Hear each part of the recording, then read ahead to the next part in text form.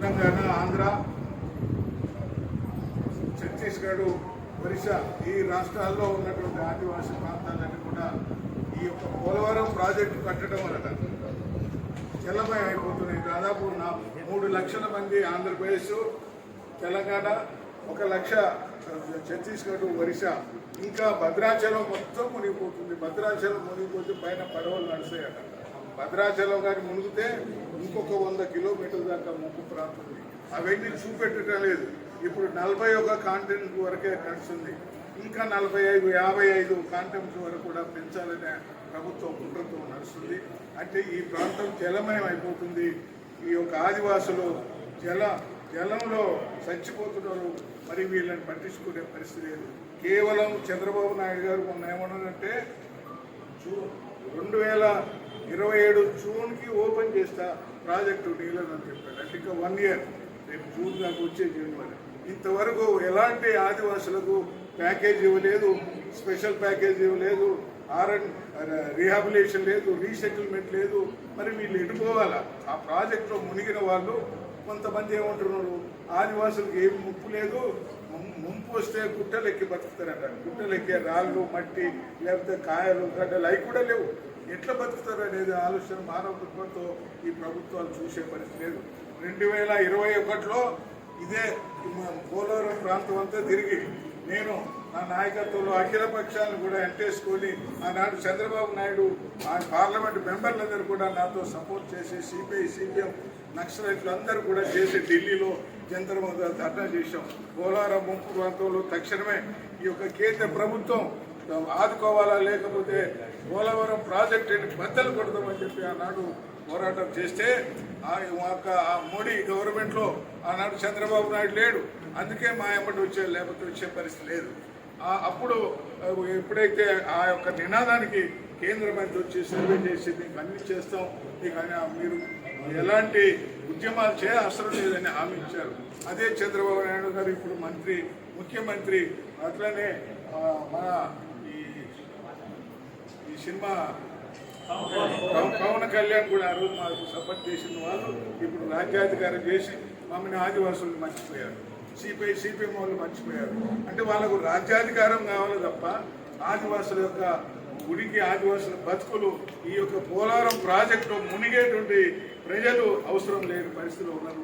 కేవలం 10 లక్షలు, 12 లక్షలు కాంపన్సేషన్ ఇస్తూ పోయాం. ముష్ట సర్వస్వం పోయి, మనుషులు పోయి, ఇల్లు పోయి, కుటుంబం పోయి, సర్వస్వం జలమయం అయినటువంటి ప్రజలకి 10 లక్షలంట భిక్షం.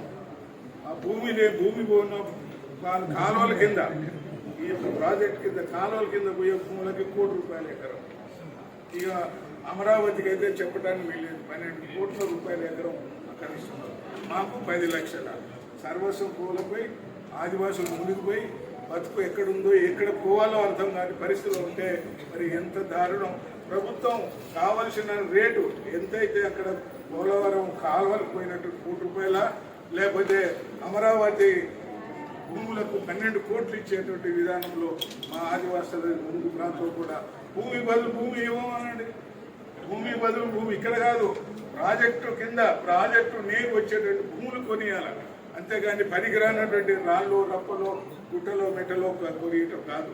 అదే కాకుండా ఆ భూములతో పాటు వాళ్ళకు రీహాబిలేషన్, రీసెటిల్మెంట్, వాళ్ళకి ఇల్లు కట్టియాలా, ఇంటికో ఉద్యోగం ఇవ్వాలా. 18 సంవత్సరాలు దాటిన వాడికి ప్రతి ఒక్కరికి కాంపన్సేషన్ 10 లక్షలు ఇవ్వాలి. అవన్నీ చట్టాలు ఉన్నాయి. కానీ అవన్నీ మర్చిపోయి మీకు మొత్తం గుర్తుగా 10 లక్షలు ఇస్తామంటే దేనికి పనికి వస్తాయి, ఎక్కడ పనికి వస్తాయి, జీవన విధానం ఎట్లుంటుంది? కనీసం 20 సంవత్సరాలు వాళ్ళకు ఉపాధి డైరెక్ట్గా మనిషికి నెలకు 5,000 కాంపన్సేషన్ ఇవ్వాలి. ఈ అనేక చట్టాలు ఉన్నా కూడా చట్టాలు పక్కన పెట్టి మరి ఈ విధంగా చేస్తున్నారు. ఇదైతే సహించేది లేదు. ఖచ్చితంగా మా యొక్క జాతీయ ఆల్ ఇండియా లెవెల్లో ఆదివాసులంతా కూడా ఏకమై ఒక ఇష్యూ, ఒక రాష్ట్రం జరిగితే దేశవ్యాప్తంగా ఆ యొక్క ఇష్యూని తీసుకుపోయి కేంద్ర రాష్ట్ర ప్రభుత్వాలు ఎండగట్టడానికి మేము సన్నిహితం అవుతున్నాం. ఇదన్నీ రాష్ట్రాలతో కూడా, ఇప్పుడు ముంపు ప్రాంతం ఉన్నటువంటి 4 రాష్ట్రాలతో కూడా జూన్లో ఒకసారి సెమినార్ ఇట్లనే పెట్టి ఈ యొక్క 4 రాష్ట్రాలు కూడా ఏదైతే నిర్బంధం చేసి పోలవరం ప్రాజెక్టు మీద ఈ యొక్క ప్రభుత్వం మీద ఎండగట్టడానికి ఆదివాసులు తిరుగుబాటు చేస్తారు. ఆదివాసులు అంటే ఏదో తమాషా అనుకుంటున్నారు, లేకపోతే చేతగానే అనుకుంటారు. బ్రిటిష్ గవర్నమెంట్ని అడుగులలో అడుగు పెట్టకుండా తరిమి కొట్టినటువంటి శక్తి ఆదివాసులకు ఉంది. ఆ శక్తి కానీ మళ్ళీ తిరుగుబాటు చేస్తే చంద్రబాబు నాయుడు గారు ఎవరు కూడా ఈ ప్రాంతంలో రాకుండా చేయడానికి మరి ఆదివాసులు ముందుంటారు.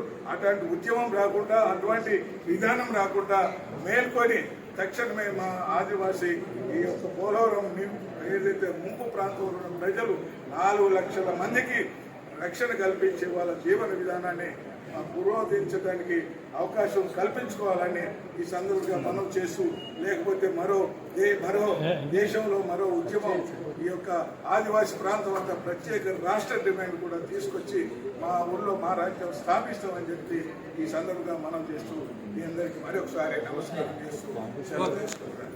జై భీమ్.